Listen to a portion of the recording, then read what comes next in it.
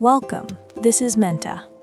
Today, I want us to observe the world outside for a moment, and perhaps the reflections of that world within ourselves. Have you ever found yourself waiting at a crosswalk? The light is red and everyone is standing still. Then someone, maybe because they're in a rush or perhaps they're just impatient, takes a step onto the road. Have you noticed what happens next?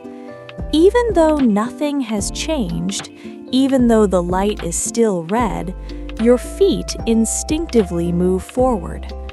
It's as if, simply because that person started walking, the road suddenly became safe. Or imagine you're looking for a place to eat. There are two restaurants side by side. One is packed, while the other is filled with empty chairs and a mournful silence. Without a second thought, you head toward the crowded one, don't you? The food in the empty shop might be tastier or fresher, but that whisper in your mind saying, if everyone is there, they must know something, pushes you toward the crowd. In these exact moments, we are witnessing the mind's oldest and most familiar game, conforming to the majority. But this isn't a mistake or a weakness of character. It is, in fact, our very human, very fragile need to belong. Think about it. You're in a group of friends and everyone is raving about a new movie. You, on the other hand, were bored out of your mind while watching it. What do you do in that moment?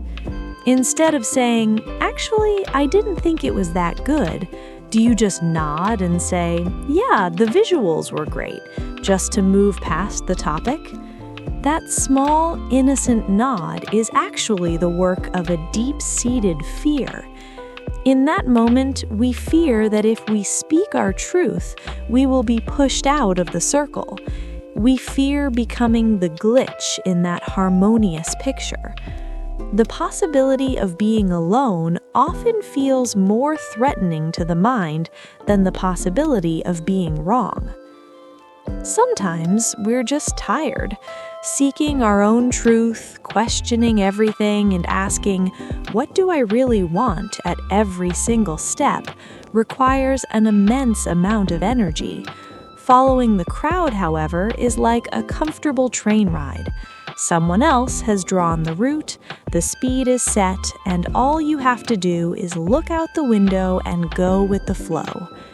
Wearing what everyone else is wearing, going where everyone else is going, being angry at what everyone else is mad at. This is a resting place for the mind. But this comfort comes with a price, slowly losing your own color within the gray tones of the crowd. The other day, while sitting in a cafe, I noticed something. At one of the tables, everyone was looking at their phones. When one person finally put their phone down, within a few seconds, the others also put theirs on the table, as if they had received a silent command, and they finally looked at each other.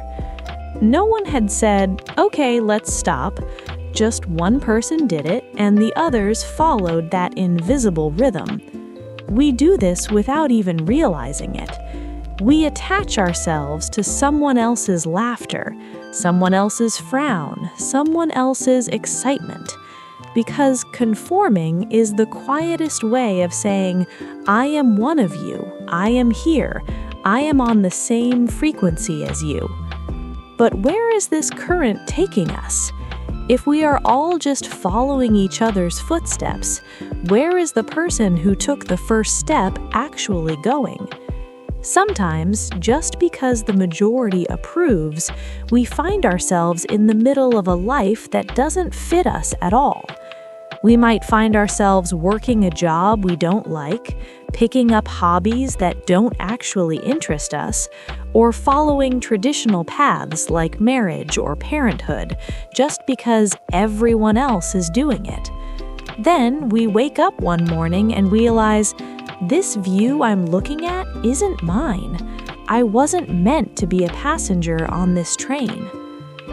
At Menta, as we always do, let's stop for a moment and just observe ourselves. Ask yourself this question: how many of the decisions I made today were truly mine, and how many were just the wind blowing from the outside? When you ask this, a sense of unrestlessness might settle in. That's a good thing. That unrestlessness is your authentic self's way of saying, "Hey, I'm still here."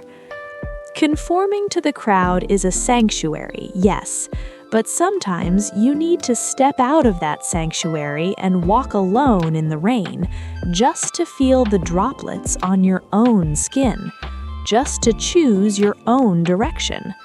You don't need to argue with anyone or rebel against the world. Just notice. Notice the moment you stay silent when everyone at the table is saying the same thing. Notice that feeling of strangeness in the mirror when you put on a piece of clothing just because it's in style. Noticing is the only way to loosen those invisible strings. Why do people follow the crowd? Because being validated feels like a warm embrace. But sometimes that embrace is so tight that you can no longer breathe. To hear the sound of your own breath, you occasionally need to gently slip away from that crowded hug. Being yourself doesn't mean turning your back on the crowd. Being yourself means being able to hear the rhythm of your own heart, even while walking within the crowd. The next time you feel just like everyone else in a group, enjoy that moment, but keep a small part of it for yourself. That small part is your compass, and that compass will always lead you, not necessarily to the majority, but to what is true for you. Thank you for joining us. Today at Menta, we talked about that quiet pull of the crowd. In our next encounter, perhaps we'll talk about our own small but honest steps. Goodbye.